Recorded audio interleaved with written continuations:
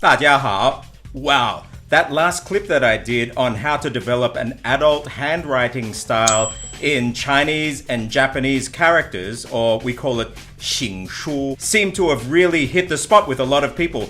I'd be fascinated to know what your Chinese teachers think of it.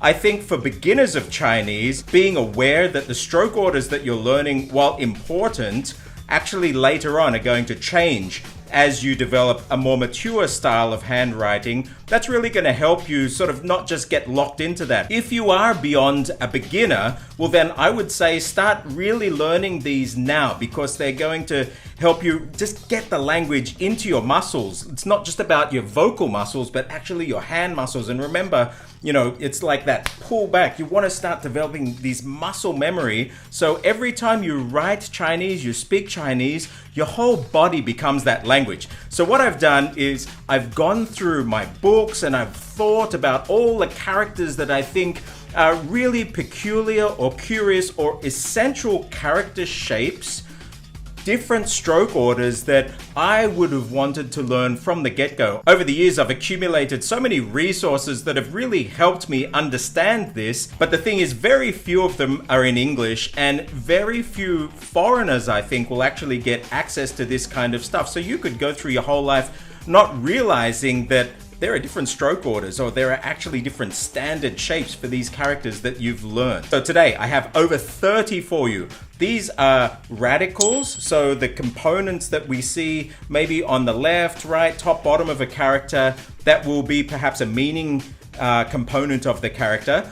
Or they're non-radical components, but these are common components of characters that you'll see recurring over and over again in Chinese and Japanese characters. At the end, I'm going to include all the characters that I've covered here, and you'll be able to see the kaishu form. So the kaishu is the standard print form versus my version of the xingshu form. Okay, so one other thing too, xingshu, cursive, semi-cursive, what do we call it? The really crazy script is called 草书. Now, 草 means grass. I received some flack in the comments section. Why did you call it grass script? That just sounds stupid. Yeah, I think it actually sounds pretty cool, grass script. Because grass in Chinese, if you use 草, it's like all of this crazy, wild feeling. And that's what 草书 is. It's the grass script. 行书, yeah, some people said semi-cursive, but for me, cursive, it's like pregnant. Can you be semi-pregnant? It's either cursive or it's not cursive. But anyway, you want to call it semi-cursive, 行书, or you want to call it whatever. What it is an adult handwriting style, and the degree to which you do it, it's up to you, and afterwards up to your interpretation. If there are multiple variant sort of standard forms of the 行书 form, I'll try and show you where possible. Let's get started. So in the first clip, I mentioned about this rule where you have like the straight stroke down and then you finish it off on the bottom. Rather than say this normal in Chinese, you would do cross, down, cross. Japanese, the standard would be like this, and so it's not too bad, but you're going to see this common pattern of coming down. So for example, in my surname in Chinese, Wang, would be going across, down, and then you go cross, cross, which ends up looking like this. Okay, and sometimes you might even see it looking like that. Okay, Wang, but this downstroke, cross, cross to finish it up. Now, I'll show you how that rolls out across a bunch of other character components and characters themselves. So the first component is that you would see by itself this tool would just be like this, but sometimes you will see it as a radical component like that. So if you're actually going to do it, it just comes up like this. Now, one interesting thing with radicals in general, there is a science to how they're placed. If you imagine you have this box surrounding a character like this, it sort of goes out. I'll just fill in this line here. And basically, you imagine these lines shooting out diagonally like this. Okay, these imaginary lines there. And so your radical, wow, that's pretty spot on. Your radical should all be following these lines pointing up to that top corner. So if I did say the Wang component, it would be like this, there, and then up like that. But you can see that they're all pointing to that. I'll do it without those lines, so it'd be like this. but if you join those lines, they're all pointing to that corner. And this is basically part of the science of balancing Chinese characters. Now, I'll do another clip perhaps on this, or maybe even a whole series, but there is a science. But the general rule is, imagine these diagonal strokes coming down from that top corner, and all roads lead to Rome. Everything goes down to that corner. So let's look at the next common one. I mentioned this in the first one, but I think it's worth mentioning again. So we have this zhenzapang, that means person. If it's in its full form, it's like that, person. Now I mentioned that that turns into that, but when it's on the side, it's going to look like this, but in Xingshu, it'll look like this. Or you might even get this on the top then. Okay, you can see that all of those point into the top. And then you might get also this one here, which is the first component for Xingshu. This is the word Xing. So you would again write it like this. Okay, so you can see this here. We've got deng deng, and again, these are all pointing to this top corner going up here. Okay, now this can often get confused if you're not used to it with this component for silk. Now you'll see this side component for silk in characters like red, hong. When you do this in Xingshu, the standard form is this.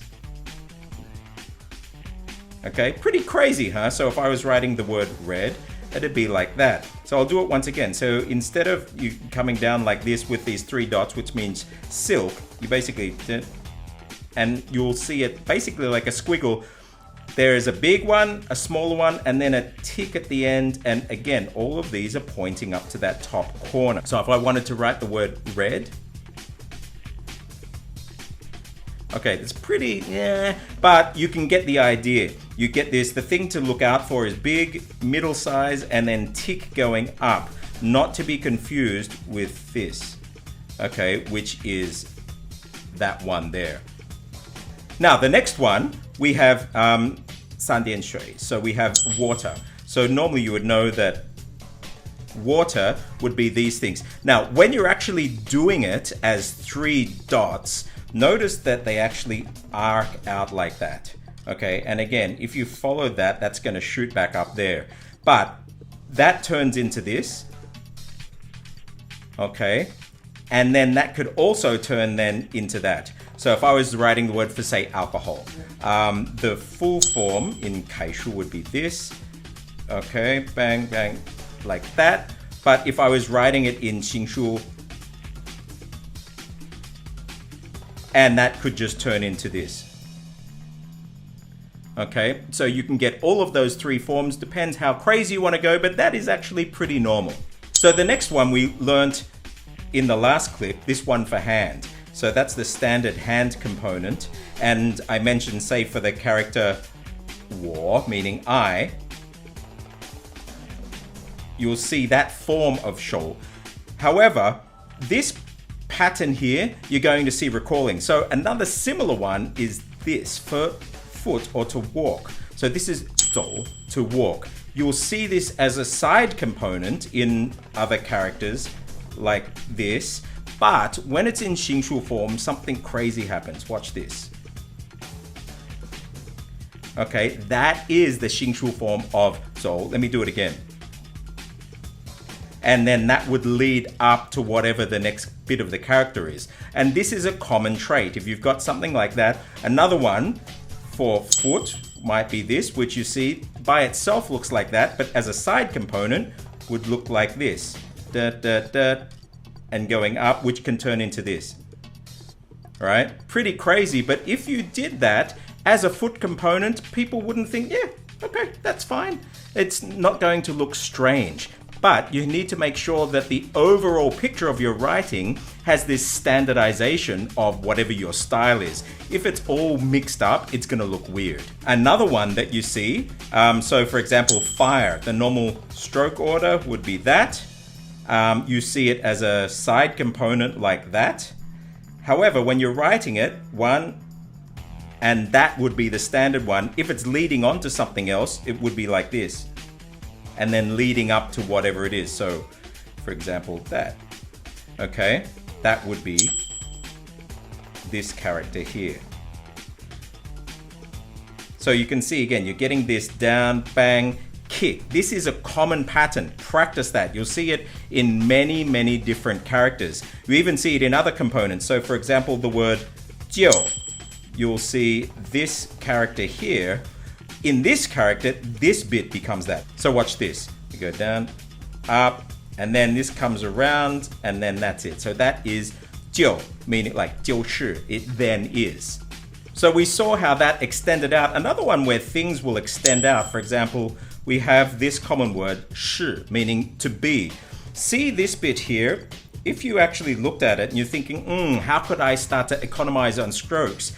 That could actually be taken up with one stroke, and that's exactly what happens. So watch this. There, and then we do that same pattern. And you noticed I did a backstroke instead of a forward stroke for that little dot at the end. That's fine. So let's see that. So that's your normal one. Film. Pretty crazy, huh? And it looks fine. I guess, yeah, you could do it even a less, you could have a split there, but it's still, you're carrying that down. That long straight line is a common pattern. And actually, you might see it in this. Now you're thinking, what is that you're doing? What is this? This is what we actually did in Minecraft last week. Everybody learned how to write in the Mongolian script. So this is cool. Now, I'll show you where some of these principles start to kick in that we've been doing. And especially if you've gone through the Indic shapes, when we're recognizing Indic shapes, or if you've gone through cracking Thai fundamentals, you're going to notice some patterns now. You remember in the Indic scripts, which letter is shaped like a cup usually in almost every script? Sanskrit, Tamil. This shape is always going to be pa, no crown. That is pa.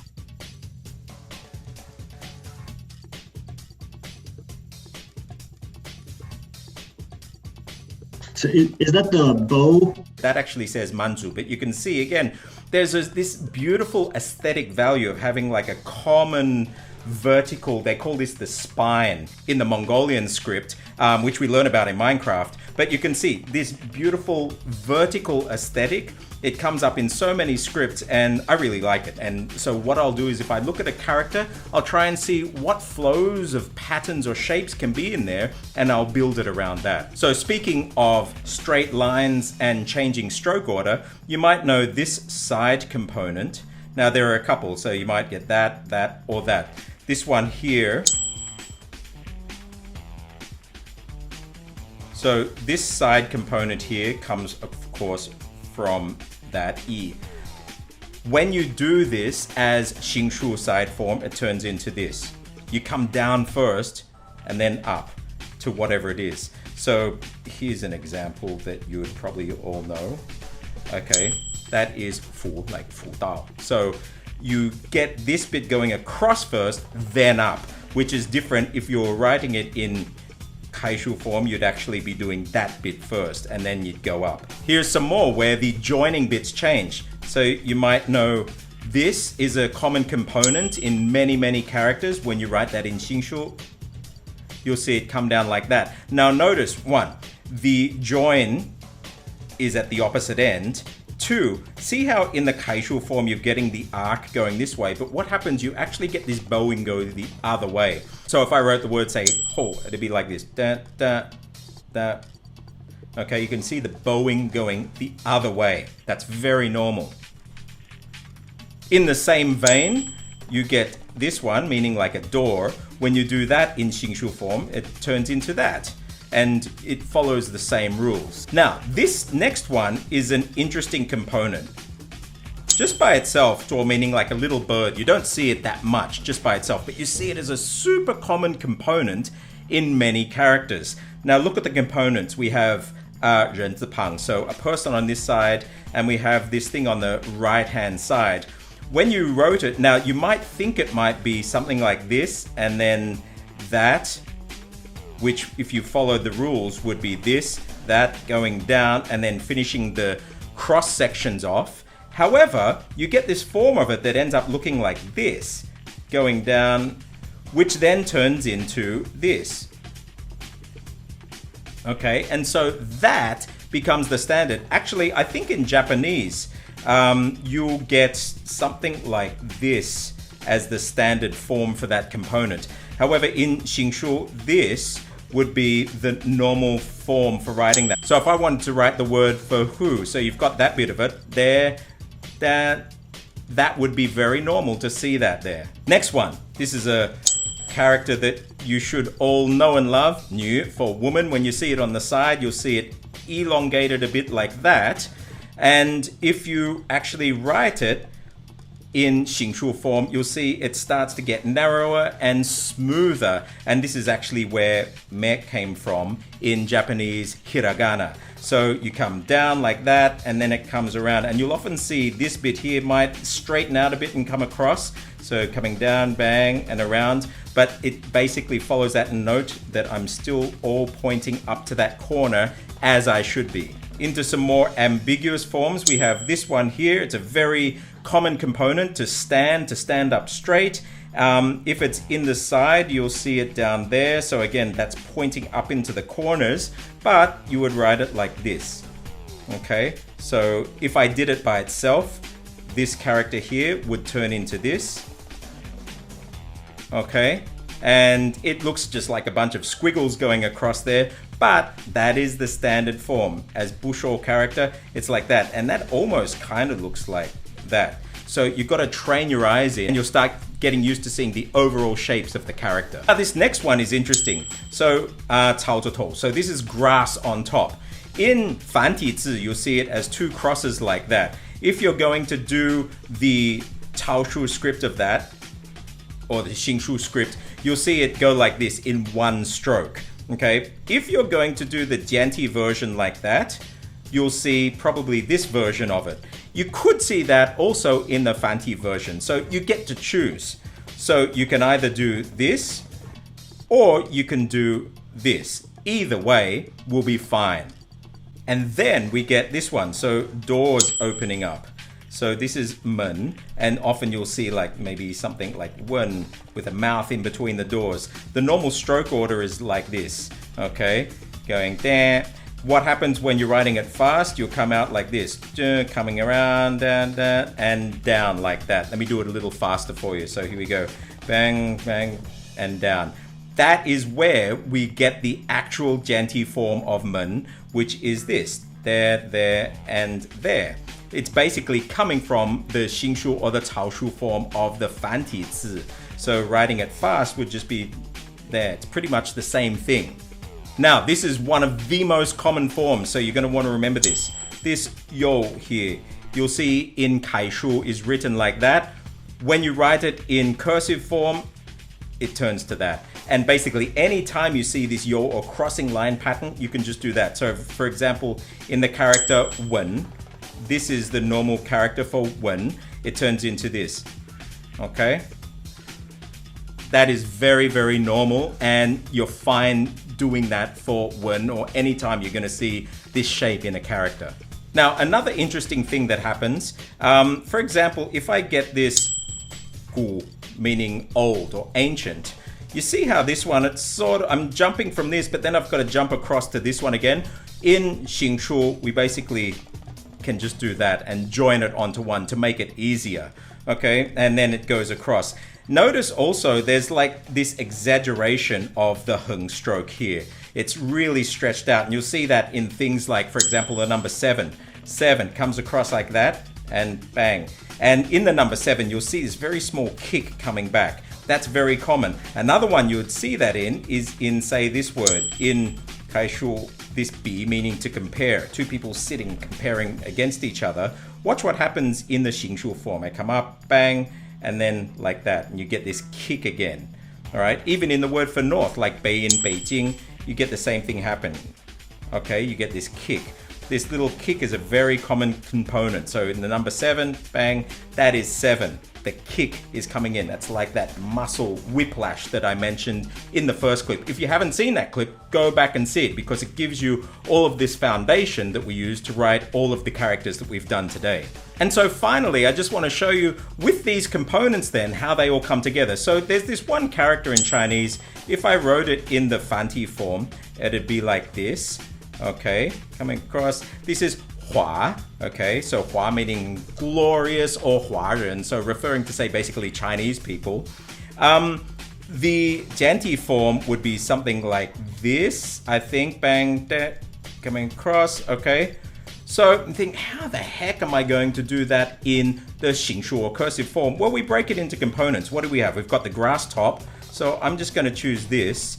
Now, in this character though, I've got this stroke, then these strokes here. So what am I going to do? What I think I'm going to do is join these two together. I've got a middle funky component. Now this sort of component here, a general form is this, like we see in the character for water I showed you in the last one. This one here, actually, right? So this is a common thing if you've got things going across. So what I'm going to do is the head first, come down for that. I'm going to do my funky middle bit, the downstroke, cross, cross. That is Hua. Let's try it again. So coming down, back, funky water, going down and across. Hua, Hua Ren. Okay, that's pretty cool. You can decide which way you want to go. I could have done that in another way. Maybe I wanted to do this, and then I wanted to come back and bang at the end. That's okay. Whatever your flavor of handwriting is, as long as you stay consistent, it's going to look fine. There are just some underlying principles of balance and some alternate stroke orders that you will follow, and you'll just want to follow them consistently. Consistency is key. And so lastly, let's just have a look at the numbers 1 to 10, how they would be, because you get some really interesting things happening. Number 1. It's just this hung. Remember, we have heavy, bowing up, bang, and my hand snaps back in at the end. E. Number 2, you see them joining in. That's a bit wonky. So 2, and again, I've got that joining in. Now, the interesting thing with 3 is that's coming down, but I don't join all of these together. It just doesn't look aesthetically pleasing. I would put that and then that. But notice how it's almost like there's a light source sort of back here and it's shooting up, and that same principle of this projecting out and up is happening. Rather than focusing in like this for the busho though, this is out for the main stroke. So again, that would be back, kick in. That's 3. 4. 5. Now this normal stroke order for 5 would be something like that, right? This is the funky stroke order. 5. 6. 6, that's the normal number 6. This is, that is the Xingshu form. That's a bit weird. Something like that would be fine, but notice how it's kicked in and it almost looks like just 3 little dots. 7, we covered there, bang, bang, just very small and kicking back in. 8 almost just turns into these little dots. Let me do it again, bang, bang. That's 8. 9, the normal form would be something like this and coming down, but we can follow different stroke order. That's 9. And finally 10, bang, down, and there's not a lot that goes on there, maybe just a joining of it. So there you go. Those are some of the most common Xingshu semi-cursive, cursive forms for writing Chinese Hanzi, Japanese Kanji, Korean Hanja, or Vietnamese Genome characters. What I'm going to show you now are all of them, or most of them that we've done from start to finish, and just go over this tape over and over again and just practice getting your flavor. You don't have to copy exactly what I've done. I would say go in, if you write into Google these words, so Xing, Shu, okay, and then look for the character, right? The character you're looking for next to it, you'll get all of these different versions of what the Xingshu version is. An interesting thing, notice how I've written this word Shu in Fanti. If you want to get the Jianti version, okay, I'll write it nicer. So you've got dang, dang, Okay, so you would write that version of shu, and it would usually show you the xingshu forms of the simplified characters. So there you go. That's a pro tip for Google if you want to get the traditional versus the simplified forms of characters. You just put the search term in one of those and you'll tend to get one or the other. So I hope you've enjoyed that. Thank you so much to everybody who has liked this clip, who've subscribed. It really means a lot. I love learning. I want to get the message out and I want to help you learn. Come into the Discord server, so scan that QR code up there. If you have come into J-Academy, let me know your handle in Discord. If you're on that subscription, I can then open you up to all of the channels. But we have such cool people in there from all walks of life, all different languages, everyone just wanting to learn. So come on in, join Minecraft, join the Minecraft Discord server, and let's learn together. I'm Stuart J. Raj. I'll see you on the other side.